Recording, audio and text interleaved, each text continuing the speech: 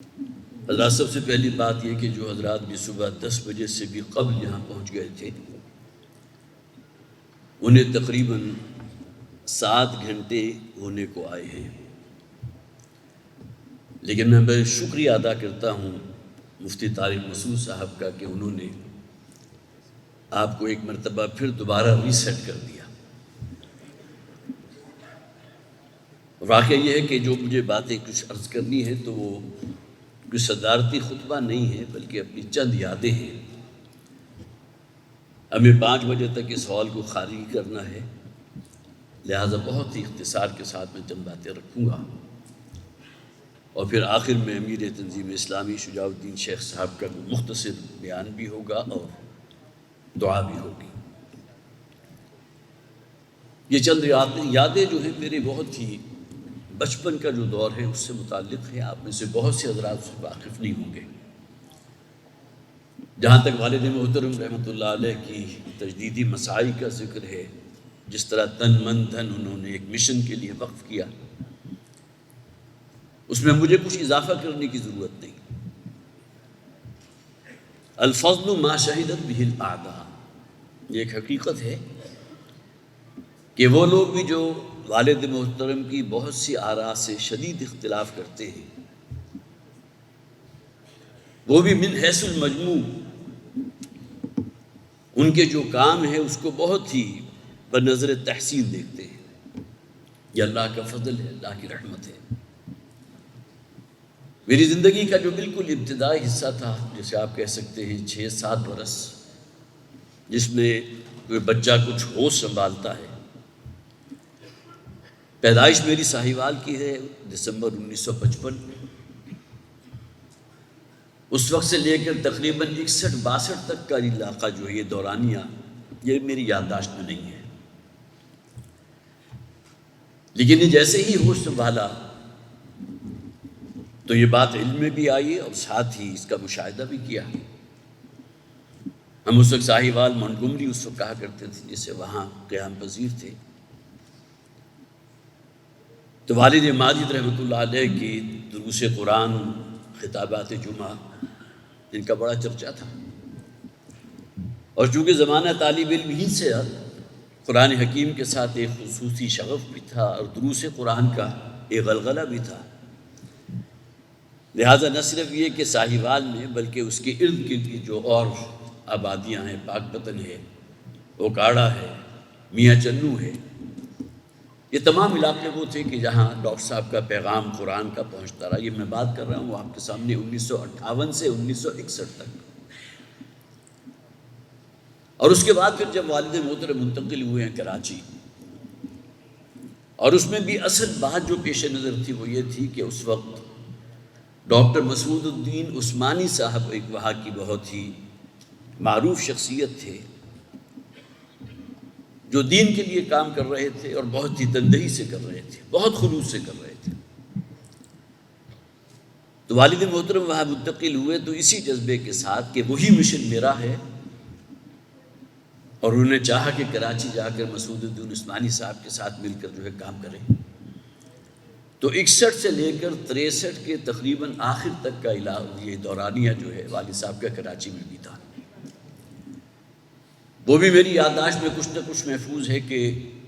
انجمن رفاہ عام وہاں ہوا کرتی تھی اس زمانے میں، آج پتہ نہیں ہے یا نہیں۔ PECHS جو سوسائٹی ہے اس میں ایک مرکزی مقام تھا، وہاں ایک آڈیٹوریم تھا۔ میں چونکہ چھوٹا تھا تو لہٰذا چھوٹا ہال بھی مجھے بڑا آڈیٹوریم لگتا ہوگا۔ وہاں والد محترم کا ہر اتوار کو صبح درس ہوتا تھا، اور لوگوں کی جو رغبت ہوتی تھی، اب یہ بھی بات آپ کے سامنے آج سے تقریباً 60 برس پہلے کی کر رہا ہوں،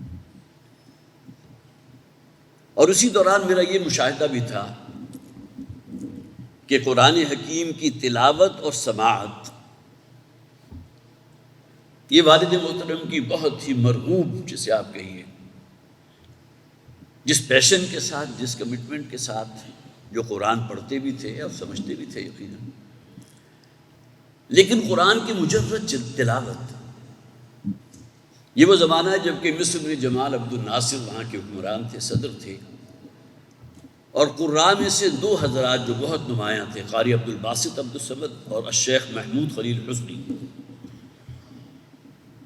تو جمال عبد الناصر نے ان دونوں کے لیے اہتمام کیا کہ جتنے بھی مسلمان ممالک ہیں وہاں وہ بھیجتے تھے اور وہاں تلاوت کرتے تھے۔ تو ان کی ریکارڈنگ اس وقت تو کوئی اور شے موجود نہیں تھی سوائے بڑی وہ جو چرخیاں ہوتی ہیں، چرخیوں میں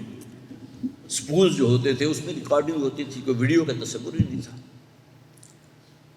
تو وہ ریکارڈنگ بھی، اور خاص طور پر قاہرہ ریڈیو سے جو ان کی تلاوتیں آتی تھیں، ان کو جس شوق سے اور رغبت سے سنتے تھے اس کا میں نہیں گواہ ہوں۔ اور بسا اوقات وہ تلاوت لگا کر، خاص طور پر شیخ محمود خلیل حسنی کی آواز انہیں بہت ہی پسند تھی۔ سورہ شورا جو ویسے بھی والد محترم کی بہت ہی محبوب صورتوں میں سے ایک ہے، پھر سورہ نبا سے لے کر سورہ انفطار تک مسلسل تقریباً ربع پارہ جو ہے انہوں نے پڑھا، اور سنتے ہوئے کیفیت یہ ہوتی تھی کہ آنکھیں بند ہوتی تھیں اور تکیے کے اوپر سر ہوتا تھا اور پورا تکیہ جو ہے ان کے آنسوؤں سے لبریز ہوتا تھا۔ یہ بھی گویا کہ میری زندگی کے جو بالکل جسے آپ کہیے کہ ابتدائی ہوش مندی کے جو کچھ یادیں میرے ذہن میں باقی ہیں، اس میں نے چاہا کہ آپ کو بھی شیئر کروں۔ پھر 1963 کے آخر میں جب ساہیوال منتقل ہوئے تو اسی وقت سے یہ عزم کر لیا تھا کہ لاہور منتقل ہو کر مجھے اس کام کا آغاز کرنا ہے جو ان کی زندگی کا ہمیشہ سے ہدف اولین رہا، لوگوں کو قرآن کی طرف بلانا۔ 1966 میں منتقلی ہوئی ہماری ساہیوال سے لاہور، اور یہاں مجھے یاد ہے اب یہ زمانہ وہ ہے جب کہ میں 7ویں کلاس میں تھا، میری عمر جو ہے 12 سال کے قریب تھی۔ تو 1966 سے لے کر 1972 تک کا یہ دورانیہ تقریباً 6 برس یکا و تنہا انہوں نے کام کیا، اور کوئی شام ایسی نہیں گزرتی تھی کہ جس میں والد مرحوم کا کوئی نہ کوئی درس قرآن لاہور شہر کی کسی نہ کسی آبادی میں نہ ہو۔ اور ایک بات جس کا وہ بڑا اہتمام کرتے تھے کہ مجھے بھی اور میرے چھوٹے بھائی عاقف، ان کے لیے خاص طور پر دعا کیجیے، کچھ علیل ہیں، یادداشت کا ان کا مسئلہ جو ہے وہ کچھ بڑھتا چلا جا رہا ہے، جسے ہم ڈیمنشیا کہتے ہیں، ان کے لیے خاص طور پر دعا کیجیے۔ تو اہتمام کرتے تھے کہ ہم دونوں کو اپنے ساتھ لے کر جائیں گے۔ لہٰذا اس زمانے میں بھی گویا کہ جسے آپ کہیے کہ وہ انسین چینلز تھے جس کی وجہ سے قرآن حکیم کا پیغام جو ان کی زبان سے لوگوں تک پہنچا تھا، اس محفل میں ہم خود موجود ہوتے تھے۔ لہٰذا مجھے یاد ہے بعد میں جب ایک موقع پر انہوں نے مجھ سے کہا کہ اب تمہیں بھی درس قرآن کا سلسلہ شروع کرنا چاہیے، تو میں ابتداءً شروع ہی سے بڑا شائی تھا۔ تو محترم قمر سعید قریشی صاحب ابھی حیات ہیں، علیل ہیں، ان کے لیے بھی خاص طور پر دعا کیجیے۔ اور یہ بھی میں اگر آپ کو بتاؤں، آپ کے ساتھ شیئر کروں کہ 1967-68 میں قمر سعید صاحب کے پاس ایک ویسپا ہوتا تھا کہ جس پر وہ اپنے سمند آباد کے گھر سے چلتے تھے۔ جمعہ ڈاکٹر صاحب کا مسجد خضرہ سمن آباد میں ہوتا تھا، تو اپنے پچھلی سیٹ پر انہیں بٹھاتے تھے، اور بہت ہی جسے آپ کہیے کہ پائلٹ کے سے انداز میں جو ہے اپنے ویسپے کو چلاتے ہوئے جو ہے وہ مسجد پہنچا کرتے تھے۔ 2-3 سال ان کا یہ ساتھ رہا۔ بہرحال یہ عرصہ وہ ہے کہ جس میں گویا کہ وہ دعوت قرآنی کی جس کی بنیاد پر پھر انجمن خدام القرآن وجود میں آئی، سن 66 سے لے کر سن 1972 تک۔ اب جو اعوان و انصار والد محترم کو ملے، جن میں بڑی کثیر تعداد ڈاکٹروں کی تھی، اس لیے کہ وہ ہم پروفیشن تھے، پھر پڑھے لکھے لوگ بہت سے تھے، پی ایچ ڈیز بھی تھے، وکلاء بھی تھے، بہت سے حضرات تھے جنہوں نے گویا کہ مل جل کر جو 20 افراد جمع ہوئے تو انہوں نے انجمن خدام القرآن کی جو ہے وہ بنیاد رکھی۔ پھر اس کے بعد جو ہے سلسلہ شروع ہوا۔ ظاہر ہے کہ وہ جو شعر ہے کہ میں اکیلا ہی چلا تھا جانی بے منزل، مگر